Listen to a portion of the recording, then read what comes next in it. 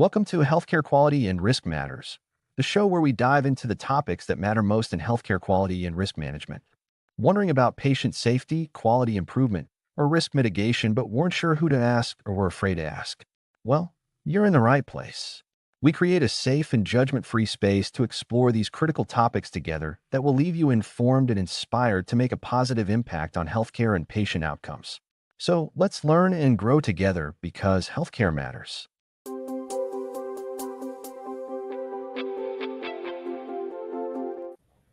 Well, good afternoon, everybody. We are back. It is the October edition of Healthcare Quality and Risk Matters. And my name is Gary Bierce, and I'm one of the co-hosts with my esteemed colleague, Rob Santamore. And we got a special guest today. We got Dr. Crissy Flake joining us today.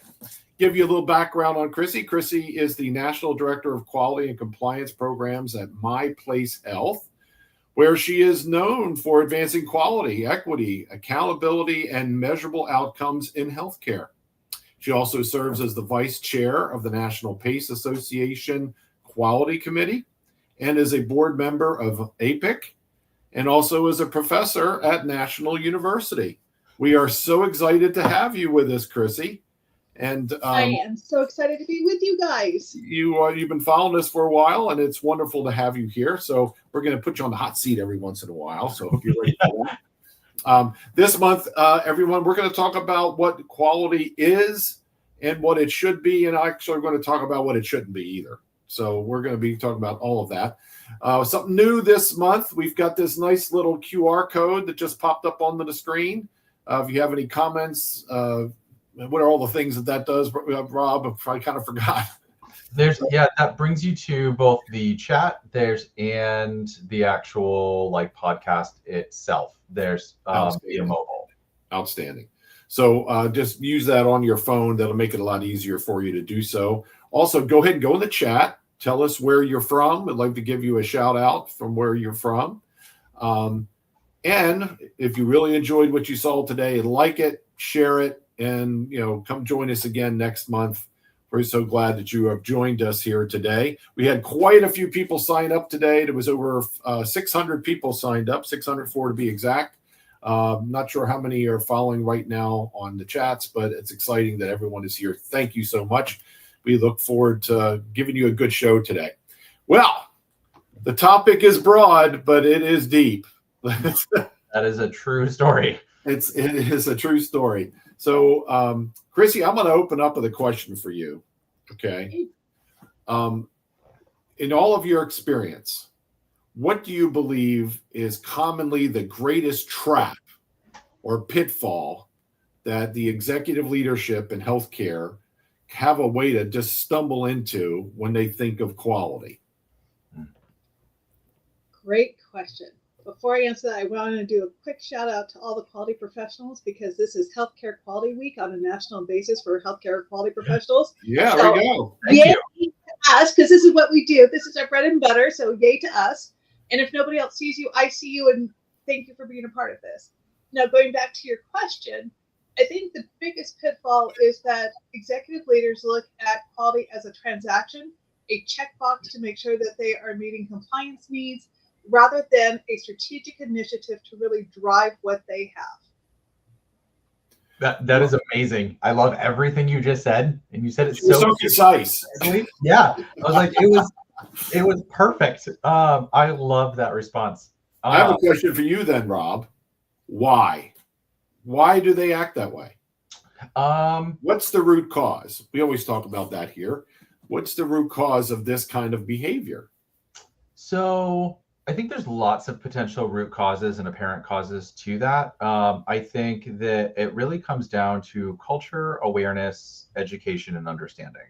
And I know all of those are somewhat similar, right? But when your leadership comes up in a space that believes quality is this thing, there isn't a culture of quality from the board, from the C-suite, that says invite them to the table, have them be a part of our strategic initiatives, to steal Dr. Flake's words, and really take the time to understand the application of quality, risk, and compliance in the healthcare space. It's if I had to pick one, I would say culture. Crissy, what's your opinion? I agree with Rob on a lot of it, but I would also take it one step further to say we have conditioned CEOs to look for what is the ROI, what is the return of investment. And quality hasn't done, as a industry, we have not done a great job of demonstrating what our ROI is. So when others come through and they say, well, this department generates X number of dollars, or this one creates, this much revenue for us, quality has not done a great job telling that story. And so I think from the quality side, we need to take ownership to say, here is what is now being called the ROIQ, the ROI of quality. So this is how we save you money. This is how we're able to potentially generate money through improved scores, through quality measurements. Rob and I were talking not too long ago about money being left on the table because they didn't even know that there was a quality incentive that they could have hit had they even had it on a radar. So if we haven't done a good job educating them on what we bring to the table, in one part, we can't expect them to go, of course I know what you bring to the table. So we have to help educate them. And then our leaders need to be open to the fact that taking quality is more than just, did I do a chart audit? Did I hit the minimum requirements? Am I not going to get penalized? But how do I really move this into a strategic pillar? Because if you're doing things compliantly with good risk and good quality, the monies will follow. I love what you said about not just doing the minimum to like keep the doors open, right? Like there's how are you growing? And there's I popped up, there's your concept that you introduced us to, and I love it. There's talking about your 1-star hotel to your 5-star resort. Do you mind sharing that with the audience, that concept? I'd be happy to. When I think about quality and compliance in healthcare, they are often intertwined, and there's not a clear way to help people understand the difference. And so I came up with the idea of 2 hotels in the same area. So if you went to, if let's say you're in Los Angeles, and so there's like, the 5-star hotels and the 1-star hotels right next to each other. If you went into the building codes for that area, they have exactly the same rules. How many exits, whether you have fire sprinklers, all of those things, that is compliance. That is following the rules. And so we can all say to have those doors open, they have to have X, Y, and Z. And it doesn't say in the building code, but if you're a 5-star, here are your little rules. And if you're a 1-star, here are your rules. The rules are the rules are the rules. And the same even happens in healthcare. If you have the same federal regulations, everybody who's under that umbrella has exact same federal rules. And it can, continue down towards state level, city, county, etc. But what makes the difference between each of us if we think about why would we stay at a 5-star versus a 1-star? Because they have the same rules to be open. They have the same fire extinguishers and all of that. It's the experience. It's the quality that we get there. So if you were to be at the 1-star hotel, what would you think of the bed would be like? How are the towels? Are they big? Are they scratchy? Or all of those things. But what if it was like this 5-star where you could have that really plush, pillow and towels and, really swanky smells and quiet? That sort of stuff really starts to make the difference. And so when we think about it in healthcare, what's going to differentiate ourselves from one to another? And whether people are using grading systems on hospitals, if their insurance covers the same one, do you pick the A rate or do you pick the D rate? Most of us would go, I'll pick the A because there might be less complications. When we look at stars, how do we pick a plan? Who's got the biggest number of stars? So it's no different in other realms of healthcare. So when we think about it, we really should be looking at compliance is just, did you follow the rules? Quality is how well are you executing? And really is that experience. And that is going to make the difference and help improve our margins. It's amazing because I always like to talk about this as I'm learning more and more about the industry of healthcare. The numbers are so large, and quality is such a lever. We in finance love to talk about levers, financial levers, and quality is one of those things. Not only do we protect revenue, but we have the possibility of increasing revenue. Mm-hmm. Agreed. Right? We also protect against losses. So when incidents occur, it can lead to extra cost in bringing the final care to a patient, all the way through to fines against the organization because of the mistakes that were made. And when you add all this up, it's expensive. I think we Or calculate. even I was going to say, or even if we talk about enrollment sanctions, whether you're a health plan, a PACE organization, if you were told you cannot enroll anybody else, what does that do to your financial stability? That's exactly right. And so it's not just now you're talking I get a about penalty. the activity base. The activity base is, the old expression on the airline industry was butts and seats, right? Well, it's backs and beds in a hospital, right? So, are you at capacity, or are you constantly having to shut down wings because you can't serve it enough? Well, and are you filling your schedules with your specialties, and are you growing, right? Like, are people picking you? There's because you are the right organization to do their elective surgeries. Like, those are some high ticket items. And are you pushing through patients? There's in a way that protects from any hospital acquired. There's conditions, patient safety indicators there's missed. There's to ensure that there's quality outcomes. I absolutely think that volume there's contribute, but I do think that having the high quality standards protects every potential revenue dollar coming through, and then to both your points, bring in those additional people for some of those electives, some of the plan negotiations, right? When you're doing your plan negotiations for your hospital risk, there's when you're looking at this particular, there's graphic, and we talk about what it is and what it isn't, quality, risk, and compliance. I love the separation and the cohesiveness at the same time, right? Compliance is leveling the playing field. Quality is growing. There's into this 5-star resort that yes, it's going to have a higher revenue line for the hospital. It's going to protect the patients in the community better. There's low incident rates. And low incident rates. There's just overall an exceptional experience when you get to that 5-star space. And in this case, an exceptional experience means you get to go home to your family versus your family having to plan a funeral. And you can feel it in a 5-star hospital. In a 5-star hospital, the attitude of the staff is different. People are positive. They're happy to be there. They're eager to serve. And I've been in hospitals that were not so well. People are grumpy, right? When you need help, they're not there quickly. It's a completely different experience, and then bad things start happening, right? This is common. Well, we talked about this before, Rob, that the cost of poor quality can be 15% of revenue in a hospital. Oh, easily. Yes. Right? So rather than looking at this as a cost, what has to happen by management is to look at it as an opportunity. All right. The opportunity is, look, if I do the right things, I'm freeing up capital. I'm freeing up this capital that I can use for other things.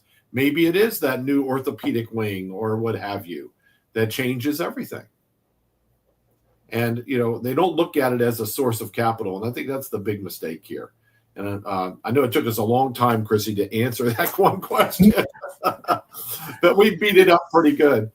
And it's not just hospitals. It's all healthcare delivery systems. So this could be at an ACO. It could be at a PACE organization. It could be even at, some smaller primary care group. All of it, there's money being either left on the table because you didn't hit some sort of bonus. Most private insurance companies have some sort of metric. So if you perform well, and then on the flip side of that, you also have those individuals, what are we losing because we had errors in the fixed rate? So if we go with the basics of Six Sigma, and it says, what are your error rates, defects per 1 million opportunities? And so there's a very basic table that can be run by anybody using a Six Sigma table. If you say it's $35 an error over the course of 1 million opportunities at Sigma 1, which is like you're wrong, over 61% of the time, guess what? That's $24 million walking out the door. One Sigma improvement. Haven't made it perfect. There's still problems happening, but now you're doing it right about 61% of the time. That's now $10 million going out the door. $14 million are saved just on $35 rework cost. So my first question is, what would you do with $14 million in your organization?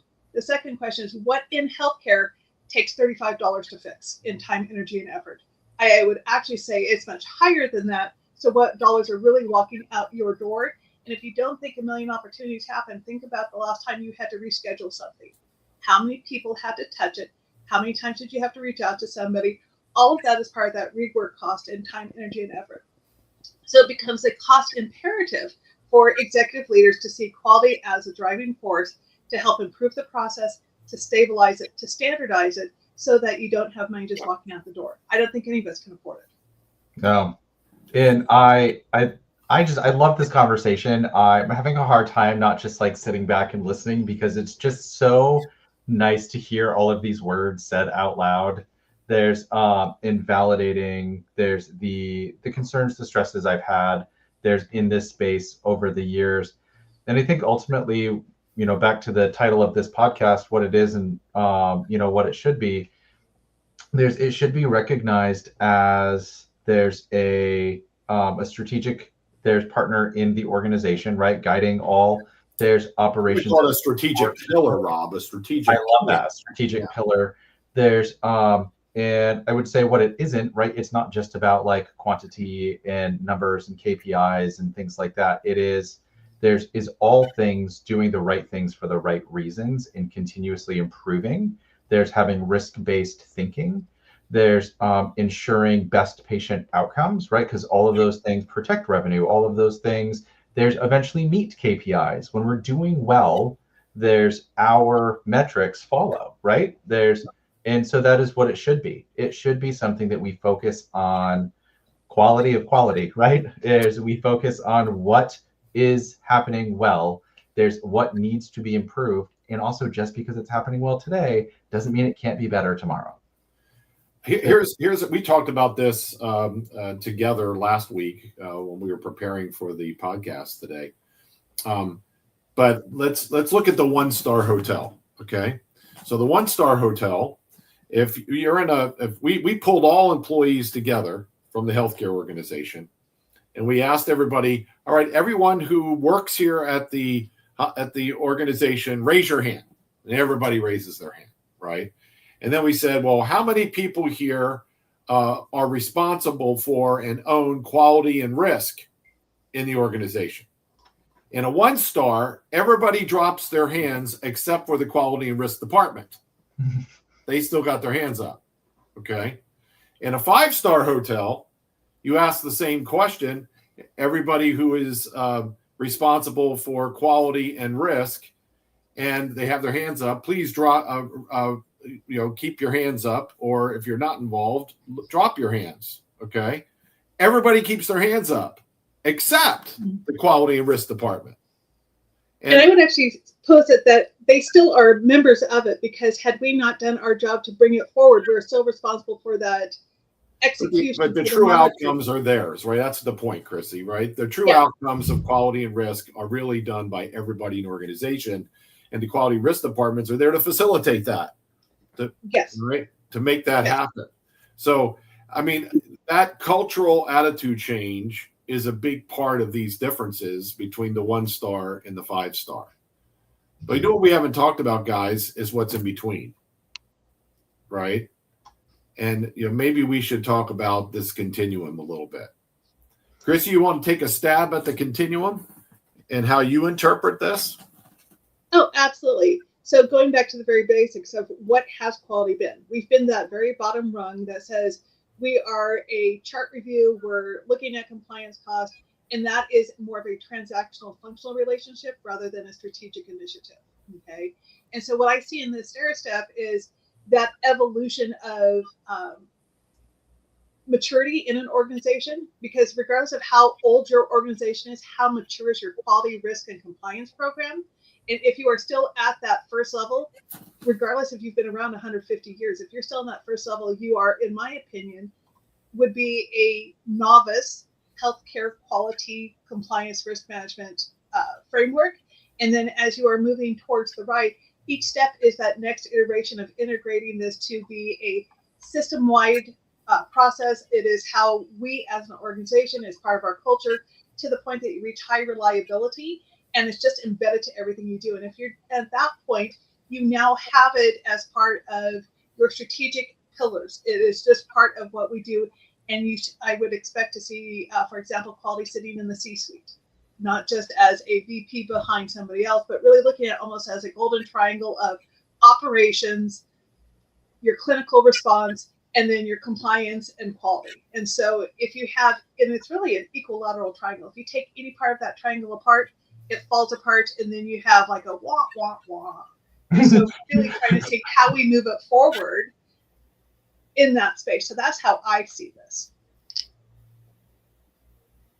No, that's really good. I figured I would have something to add. Don't. This is great. I love everything that there's just said. It is that we did a whole podcast on quality having a seat at the table. And really what we mean is being invited to the C-suite space, right? There's quality, risk, and compliance is considered as there's equal to the organization's success as finance, right? Because it is. You're not going to, there's there's margin without good quality. There's your general operations needs to include quality. So we do a whole thing on there's just us having a seat at the table. And I couldn't agree more. And an executive VP sitting behind somebody that maybe tells them something to relay and plays a game of telephone to the C-suite, is not sufficient. You're not going to reach the pinnacle of quality, right? High reliability organization. There's, no preventable harm ever reach the patient. There's, maximizes, there's all potential, there's billing for the organization, serves the community at its absolute max. There's, that high reliability, there's concept cannot be reached until we do that. We are invited to the table, seen as equal. And then that creates a culture. There's trickles all the way to the person hired yesterday. Miss Deborah here, when leadership, frontline teams, and support staff all work together, prevents burnout and keeps communication strong.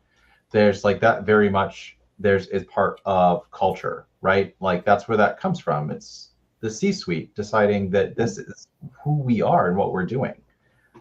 There's otherwise. I was going to say not just deciding, but actively being a part of, because, a director from a C-suite doesn't make it happen. They have to be out there living and breathing it just like everybody else. So that includes going in and rounding if you're the CEO or anybody else. If you're part of that leadership team, this is how we do it. This is how we start to see it. And they need to model the behavior, not just give a directive from above. I couldn't agree more. Modeling is such a huge piece of that. There's what better way to gather good quality data? There's to know what's happening and what's not than that Gemba rounding, right? You are in the field. Working with the bedside team, seeing what's going well, what's not going well, what are their barriers and concerns for the day, and what are the patients experiencing? Guys, let's take another perspective here, a little bit of an inside out perspective. And that's what about systems, right? And the role that systems play in all of this.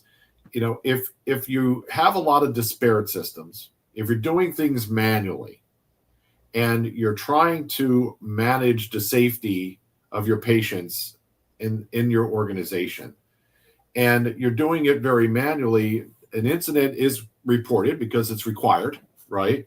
But by the time the organization gets around to addressing it or seeing it in any aggregate data form, a lot of times, a lot of the damage has already been done. The impacts on morale have already happened, right? And they're not getting things moving in the right direction quickly enough, where if they have the right systems in place, responses can be very quickly and timely. And things get on track right away. Feedback is almost immediate. So the healthcare staff now doesn't feel like they're being put on. They feel as though they're being lifted up and being supported to keep doing a better job. You guys can react to that. That's my opinion. I couldn't agree more. I started in quality, risk, and compliance using Marvel composition notebooks. It was me collecting, there's like paper incident forms, there's writing it down, figuring out, there's what to do next, there's my preventative, there's actions were to make sure that same incident happened again. And when I got, and I'm going to use giant air quotes here, smarter, there's and I was doing, there's preventative audits, like going through what is a potential risk here, what's a gap in process to try to prevent something from happening. And it was all very slow, poor communication, right? Because it relied on either writing something in a log, hoping people would read it, very passive work. There's requiring a ton, there's of commitment from the other side of the communication. There's, rather than actively facilitating communication, there's and really no loop closure. There's Crissy tells me that, this process broke down with Gary. And I never follow up with either of you, right? And because there's no loop closure system. Broken systems that don't talk to each other. There's broken systems that do not solve. There's for the healthcare concerns that we know exist today in 2025. Are going to prevent you from being a true strategic partner or a high reliability organization. You can't reach an HRO status with a marble composition notebook or an Excel spreadsheet. Right. Agreed. And I will take it one step further. We actually need to make it, because we have electronic versions of this, but we now have still information overload being sent to people with dashboards and emails and reports, and how many actually open them or look at them. Just calling it out there, okay? Because it amazes me sometimes the questions asked. It's like, it's on that dashboard over there. It's in this report that I know that's sent to you because I have a carbon to me, so I know that the reports are working correctly. I do. So really, I think we need to look not just at systems, but human factors to those systems. Because how do we make it easier for people to be able to interact, to help to do the things we need them to do? When we need to do RCAs, how many people actually have time to be a part of that RCA? Are we squishing it at the very last minute and maybe bumping off another meeting because we have to get this RCA done? So I think when we talk about systems, it's not enough just to say we've put in a system, but was it really designed with human factors? And then actually talk to the people to say, is this working for you? Because I can send out every report till the cows come home. And if you've never had a chance to open it because you have 400 new emails in your box in the span of 24 hours, my reports might just get bumped into a dump folder and we'll get to it at some point. Agreed. The reports have to make sense. They have to work for your process. They have to be digestible. There's applicable. I could not agree more. And then back to that culture piece that you're speaking to, do people own that? And do they take the time and understand the impact of going into those dashboards, that data, and making smart decisions about resource management, about operations. There's even taking that base data to then extrapolate it out into what they see happening in their clinical assessment and making clinical decisions about the operations. And that is extremely important. And I couldn't agree more. I'm trying not to just fully agree with everything that you're saying. And it's like, yes, I just love it. I love it when we have a panel, we all agree. And right, there's sometimes some conflict on the panel makes the podcast exciting, but I was just like, everything she's saying is awesome. So yes, and I love it. Well, we are almost near the end of the half hour. Crissy, we're going to give you the last word. So any final comments for our panel and audience? Quality is a journey. It is not a department. We are not the magic wand fairies that are going to come and fix everything. We are facilitators, guides, and Sherpas. We are not, from a compliance point of view, we are not the hall monitors. We're not the police. We're your best friends. You just don't realize it. And one last shout out to all my healthcare quality professionals who may have joined partway through. Happy Healthcare Quality Professionals Week, because if you are not seen by anybody else, I see you. Wonderful, wonderful. Listen, for everyone who has been on today, thank you so much. I'm looking at all the comments coming in. There are a lot of folks that I've not seen before. Welcome for being here first time. And please join us every month. Like this LinkedIn post, or what do we call this? LinkedIn Live, right? Or LinkedIn Live podcast. Like it, repost it or reshare it, whatever you have to do to let people know about us. We would appreciate that. Again, go back to that QR code. If you'd like to have a private chat with us about the topics and like to discuss these things, go ahead and scan that QR code and you can make an appointment as well. So I want to thank everybody today. It was a wonderful show. And next month, long-term care, assisted living is going to be our topic. We're going to do a little bit of a deep dive into that industry. I know some folks were here from home health care, so we'll be talking about home health care as well in that discussion next month. And yes, we agree. They're struggling out there with quality and risk, and we really want to dive into that a little bit more and how we can make a difference. Stick around. We're going to start our after show immediately after this one. We'd like to have you join us. The next segment is going to be more about solutions. So we're going to talk about how do we solve the problems we talked about in the live show. So thanks again for joining us, and we'll see you in the after show. Thank you. Bye now.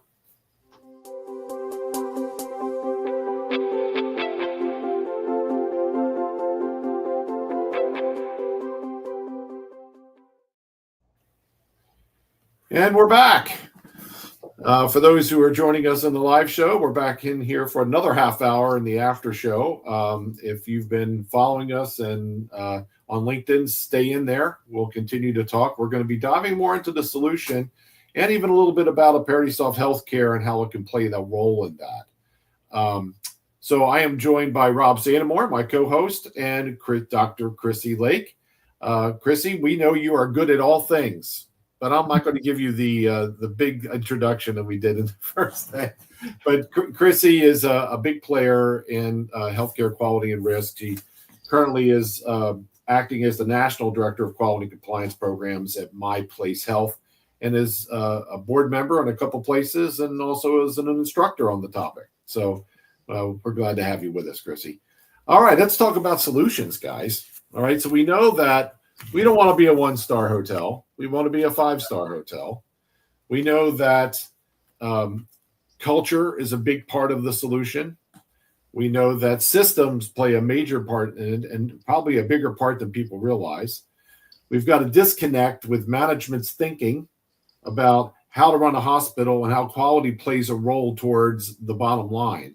They think of it incorrectly. They're tying things to metrics driven by regulators rather than thinking about how just being a five-star hotel changes everything in an organization.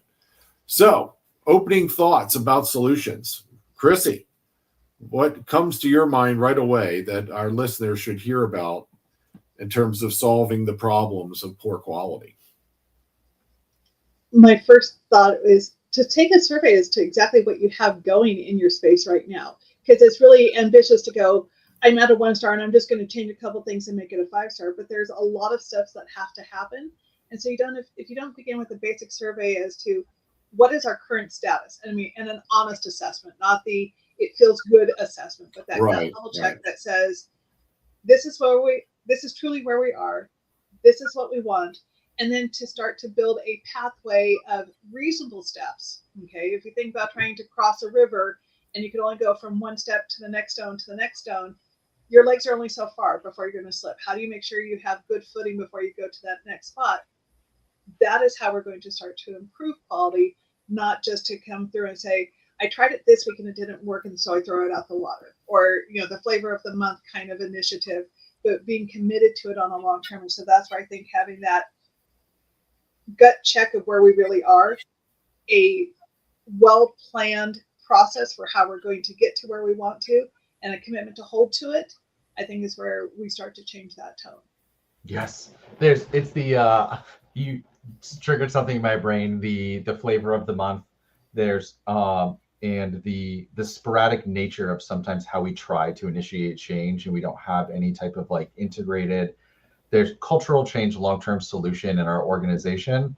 I worked for an organization about a decade ago, and I knew every time, about 4 times a year, my C-suite would go to a conference, and they would come back with the flavor of the month. And we would have this big initiative, and we would spend all this time and money and do something that never then carried through, right? We didn't have appropriate systems. We didn't have ways to measure, monitor, maintain. We didn't really invest anything to make sure that what we were trying to do there's actually happened. There's actually carried through, right? And so, yes, something that is so ingrained as to part of who we are as an organization, we say I'm working at a hospital, that it changes our culture, and something that we really adopt and use every day, make it easy, make it functional.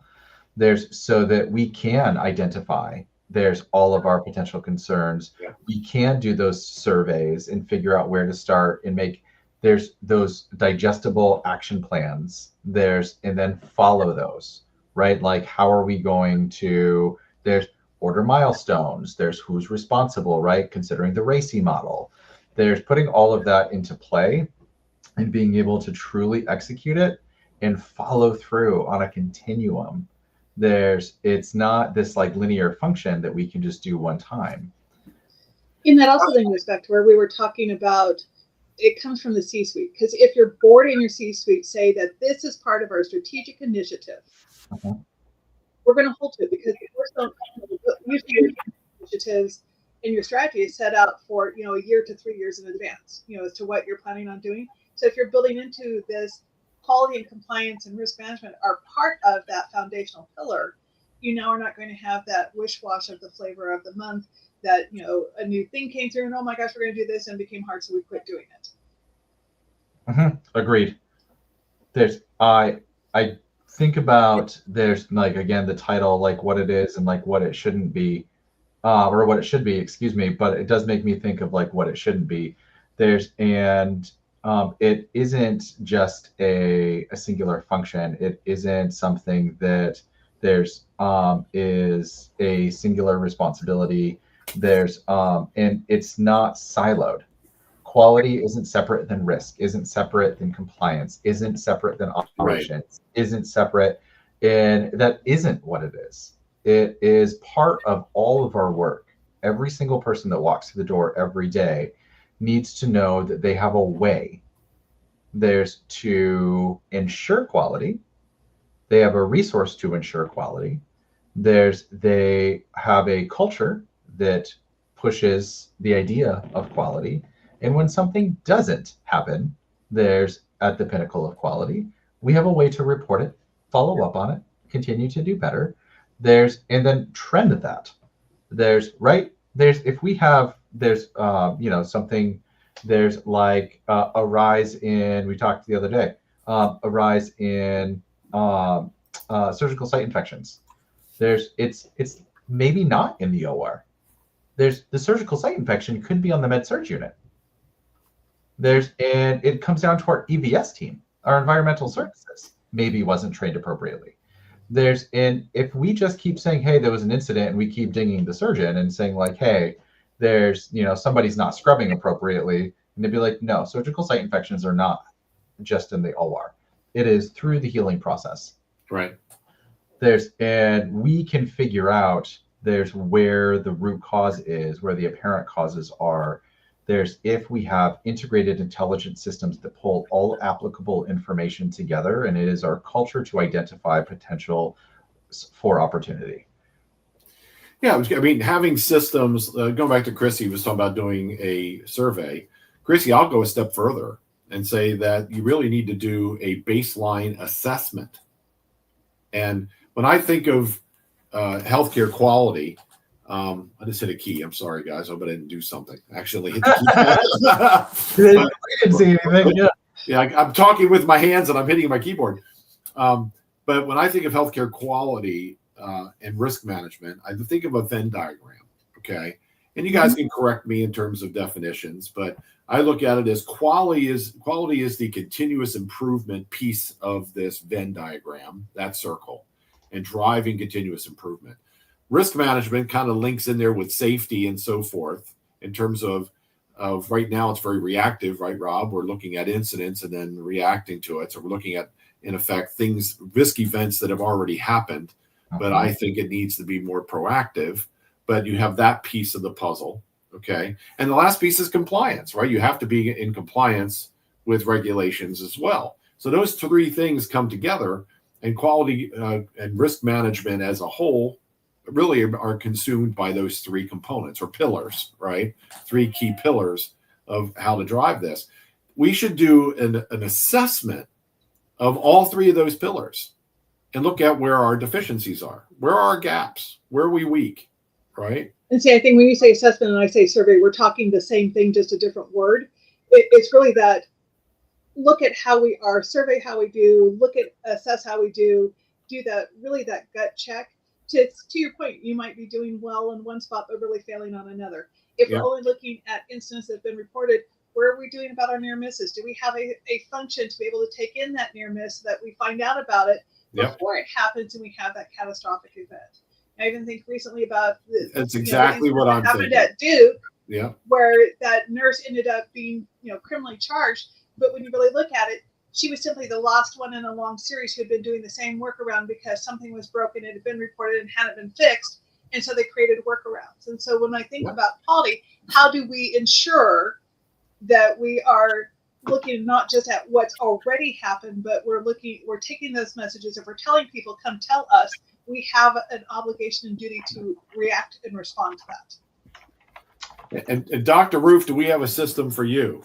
Aperitisoft Healthcare makes it so easy for anyone in the organization to report an incident when seen, and to do it in a concise fashion that is consistent and repeatable across the organization. And then not only bring that incident into the mix or into the system itself, but then to have that incident be tracked all the way through to corrective action or preventative action until it's finally closed. Also, all documentation along the way is held in the system in that seamless thing, and there is a score applied to it that can be aggregated so that the organization can monitor their overall healthcare quality over time. So we're making it measurable, not on these other little metrics, but looking at aggregate, how are we doing as a healthcare organization?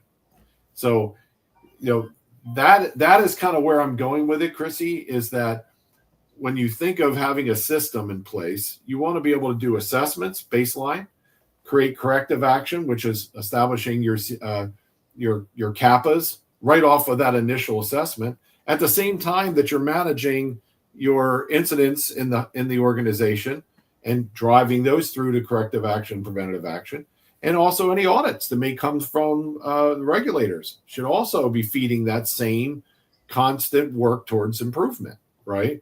So a system, a system should be able to do all those things, right? And be seamlessly. And it should flow in our flow, right? It shouldn't flow for the oil industry. It shouldn't flow for exactly. Right? It needs to be something for us in the way that we in healthcare, manage our surveys and assessments, way we manage our incidents, the way that we manage, there's quality control measures. To this point here, I love this comment. Some systems would encourage there's the adoption of TPS-like culture where anybody can stop production at any time. I.e., there's our EVS staff can stop, flag, critical, hospital, acute. There's care operations. And yes, that is like the pinnacle of quality, right? That is a just culture. And when you have systems that align with your processes, and it encourages, makes it easy, makes it make sense, makes it work for you, you are able to, I need to stop this, and we can enter in, there's that good catch. And then we can reward it. That is very exciting. That is something wonderful. To Dr. Flake's point, those near misses and good catches, we want to see a ton of those. We want to see very few sentinel events, and we want to see a massive amount of good catches and near misses where people have, there's the eyes wide open, the ears, there's fully standing, always listening. There's for any potential risks to our operations, but mostly to our patients. And that if somebody, i.e. EVS, walks by and stops a critical surgery, that person is rewarded. That is recorded. It is rewarded. It is encouraged. It is something very exciting. And that is when you can reach HRO status. We also need to take another little piece. incidents, but what I would say is OFIs. Okay, so we've got the near misses for the things that we saw, but what about looking to our frontline individuals who are the ones who are doing the work that says, "Gosh, if you would just have done this." So, what we have is equivalent of a near miss. Also, opportunities for improvement, known as OFIs. If you have a reporting system where people can share their ideas, and then to be able to, that same sort of reward system of, thank you for, submitting something, doesn't mean that we will always be able to go forward with it. But how many times would something have been improved because somebody in a different room, different department said, well, here's how it should work. And then they set forth, and then it looks good on paper until you actually implement it, and you're like, man, that doesn't work at all. And we don't get a voice for that end user to say, it didn't work over here, or we fixed one piece, but we had an unintended consequence somewhere else that was completely unrelated in a different department. And suddenly we see like grievances go up, related to that secondary department that really they were impacted because we changed another lever, another function over here that now impacted them. We need to be able to have another feedback loop. And that's how, again, we would start to improve quality. That's not no longer a siloed function, but really integral to what that organization does, how they live, breathe, how they function. That is not just those near misses. We also need to hear about the OFIs. I love that. And we talk about that. There's all the time internally, we talk about like the spider web, right? And that you can't touch anything in a healthcare, there's, value stream in any way, shape, or form without it rippling through and touching 1,000 different things. Like you feel every change there's in a big way across the entire health system. And how are we, one, communicating really well about changes, but gathering data about all of those unintended consequences. And the data about the intended consequences. Like, did this actually do what we wanted it to? Not just because we read in a conference that the Mayo Clinic was doing it. And we know they're successful. We know they're doing well. But did we misapply it? Does it fit with our structure and design of our organization? We don't know. Unless we've done a good pre-assessment survey, and during our implementation process, we have assessed it all the way through and then continue to collect data on it. For an appropriate period of time to ensure that we are fully implemented in a intelligent way that's not creating unintended consequences. So, Crissy, I've got a tough question for you. Okay, go for it. So we talked about management, and management often disconnects on quality. Rob has shared with us some use cases before that he's run into in his career. I'll give you one example. Okay. He was working on a quality team, and they realized because of audits and how poorly they've been coming in and other findings that they needed to fix things. So Rob presents to them, well, the problem is we've got disparate systems. We've got this clunky incident reporting system over here. We're using SharePoint for our document control and a filing cabinet. And incident management was done via email. Yeah. So it's all, and this is not a small hospital system. This is a big hospital system. And he says, well, we need a new system. And he says, we agree. We need a new system. You put together a proposal for a new system, but you can't change anything. I like that you laugh, but you don't seem surprised. And I like that. It's validating. So what they're saying is that corporate way back somewhere says we're using this one incident reporting system, and that's it. That's what's going to happen. We're not changing. Okay. Meanwhile, they're clunking around and stepping all over themselves and making mistakes and continuing to get fines. And we were talking about the numbers. The numbers are huge, right? That happen in these organizations. And, and we were talking about Aperitisoft Healthcare coming in here. We probably would have charged them maybe $300,000 or $400,000, it's a fairly large system, right? To take over all this stuff. And we even told them, you can leave your legacy system in place. We'll use an API and just send all the information to that system so that you can aggregate it back to corporate. They could not connect the dots to the ROI. They just absolutely stumbled all over it.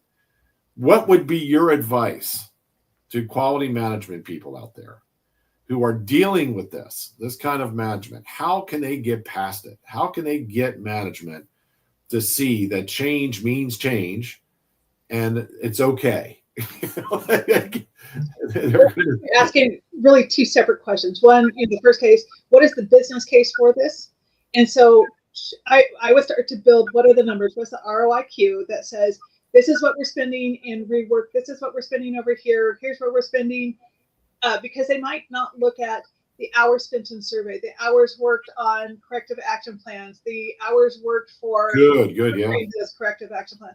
Because all they see is, we did this audit, we got a fine, we got dinged one little spot, but not the number of hours it takes to create the cap, to have those interactions with your very good, Crissy, to do the monitoring. So when you start to, and how many people, and if you've got directors involved, what percentage of that director's time? And so then you start, what is the resource allocation being spent on this, in addition to the missed opportunity, in addition to reputation, in addition to, and I would start to build really what we're looking at, again, towards that Six Sigma line of, this is what it is costing us, okay, versus this is what the software would cost us.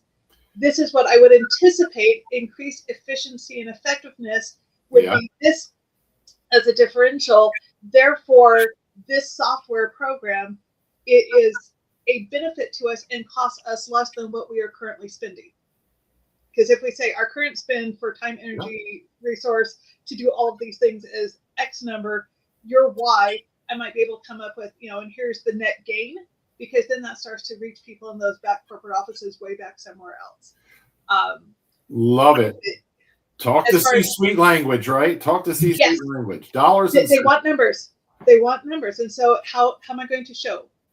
Okay, so if I just say, oh my gosh, it's all over everywhere, I can't do anything, that doesn't quantify it for anybody. And what I have found is quality has a tendency to talk in qualitative measures rather than quantitative measures. Yeah. And so how do I start to talk a language that somebody else is going to understand? Yeah. I have to find a way to translate my qualitative data to a quantitative data that they will be able to see. Yeah. And now we start to have a different conversation. That would be my first one. Then you get their attention. The next one you're asking about change management. I'm going to go back to one of my very favorite books, Our Iceberg is Melting. It talks about Kotter's 8 steps. I love that book. I listen to it or read it at least once a month, okay? It talks about the 8 steps of change management. And so if I'm having trouble reaching to those leaders, I'm going to come back and I'm going to start to look at what is it that they're looking for. Everybody's favorite radio station is WII-FM. What's in it for me? So if I'm trying to get Rob to do something, I need to look not just what's in my value, but what is it going to be in Rob's value? And so, Rob might be saying my pain point is X. Great. Let's talk about how this might help your X. And I go over to Gary and he says, well, I don't care about X. Y is mine. Fantastic. Let's talk about your Y and let's see how we can start to aggregate them together.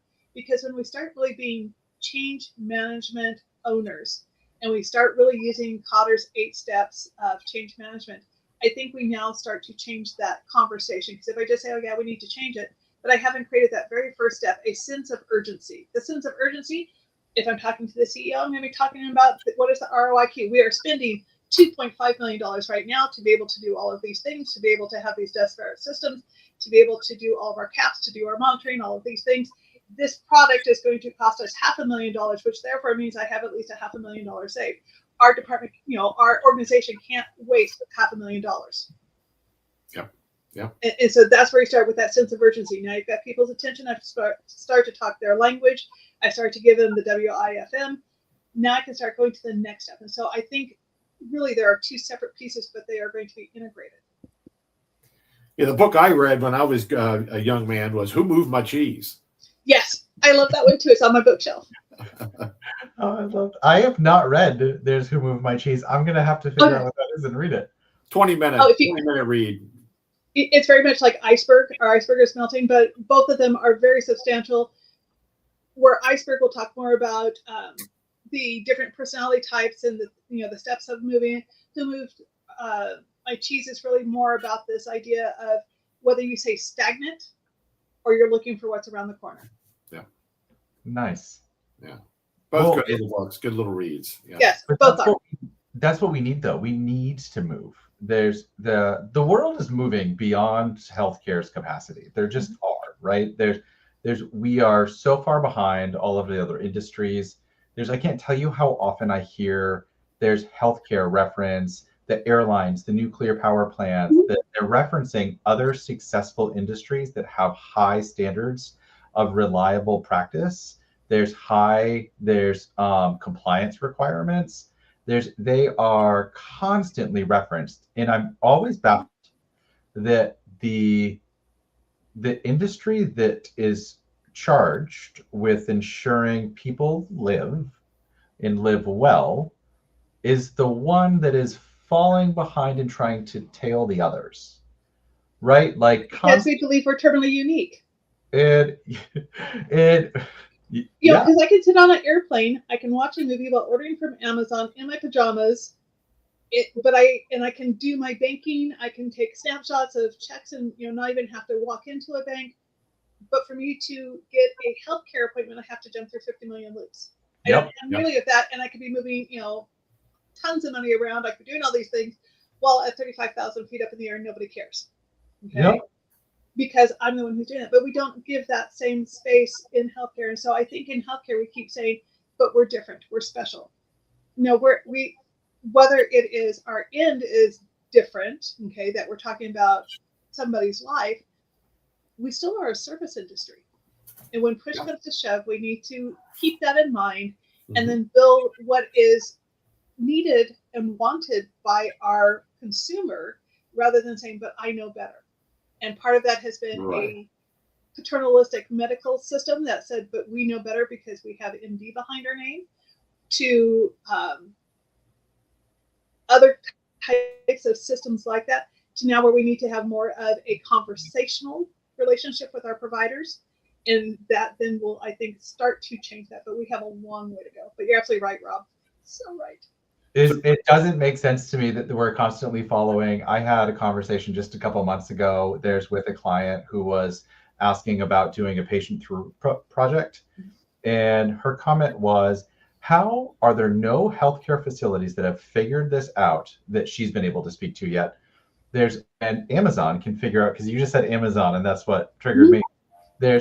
Amazon can figure out how to move. There's 11 of my packages that are all coming from different states. There's to all arrive at my home at the same time and somehow make the same truck. But I can't move my patient through pre-admission testing, through discharge without 11 hangups. Like, that doesn't make sense. And you're right, it doesn't make sense. We don't adopt the right operating system. I mentioned it to you guys, the outsider looking in, it's the insurance mechanism weaving itself into how you run healthcare. And it needs high-tech plastic surgery to remove all this and allow them to function independently of one another towards the common good. Right. Well, even just basic interoperability. When we think about EHR, how many decades ago did we start talking about having EHRs on an interoperable basis? We're now supposed to be doing it.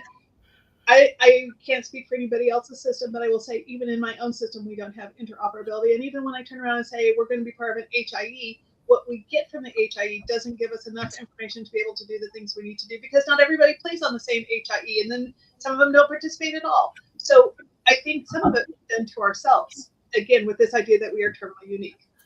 What's cool about Aperitisoft Healthcare, Crissy, is that literally we can manage these incidents flawlessly and create a score around each one, so that you say you had an incident come through and you self-examine yourself and you're like, oh my goodness, on a quality score of 0 to 100, I'm sitting at about a 60 on this one. Okay. But then you start to put in your corrective and preventative actions and you start getting them done. You start buying up your score. So what happens in the system is it's constantly monitoring where you started, where you are, and where you should be. So you can see, well, yeah, I started off as a 60, but now after getting all these things in place, I'm now at a 95. I like that. And then you can aggregate all of them together and blend them all together so you get an overall quality score. And maybe it can start to convince us that we're not different. Like, we can do it. We can be highly reliable. There's in our policies, practices. You can see the progress towards that, right? There's when there's actual data in front of us to say, listen, you're not doing it. And you might think you're special, but you're not. And like, you're still, accountable. I'm going to have the last And word, guys. I'm going to have the last word, if you don't mind. I'm a big history buff, Crissy. I love like Civil War history and so forth. And when the Battle of Fredericksburg was about to happen and the North was in the South, they had to build a bridge across, I think it was the Rappahannock River. But remember, on the other side are the Confederates, and on their side are their guys. So they're building a bridge while people are shooting at them. And what they did is they used a pontoon boat. So I'm going back to your analogy about the bridge, right? You got to get out there and put out one pontoon at a time and keep working your way over until you get onto the other side of that bridge. And then when you do, everything changes. But you have to take that one step at a time, like you were talking about. And during the Civil War, they literally would have guys in the water taking these pontoons out, floating them out, connecting them, and then trying to keep their heads down and swim back. They just kept doing that one after another until they got across. So that's the way you have to be. You got to be patient. You got to do one thing at a time. Get a plan, right, Crissy? Have a plan of what you're going to do and stick to it and stay with it. It's not going to happen overnight, but with the right systems, with the right culture, bit by bit, you're going to end up being a highly reliable organization. Just give yourself a chance, right? Well, we're at the end of the show, guys. Can you believe it? An hour has gone by and a minute and some. So fast. Show. I told you it would go fast, Crissy. Crissy, thank you so much for being part of our show this month. You were fantastic. We will want you back again. I guarantee it. We love you and love everything you have to say. You are an amazing person, an amazing talent in this field, and it's always an honor to have you to join us. It really is. Oh, truly my honor, pleasure, and privilege. Thank you. And thank you for all. I mean, many stayed on to the after show. Thank you guys for doing that. We appreciate it. And we look forward to next month and doing this all over again. Remember, we're going to be talking about the long-term care, assisted living, home health care industry, and talking about quality in that realm. And we have a lot to talk about then. So we'll see you then next month. Thanks again. Like us, share us. Set up a chat, and we'd love to continue the conversation. We'll talk to you then. Thank you. Bye now. Bye.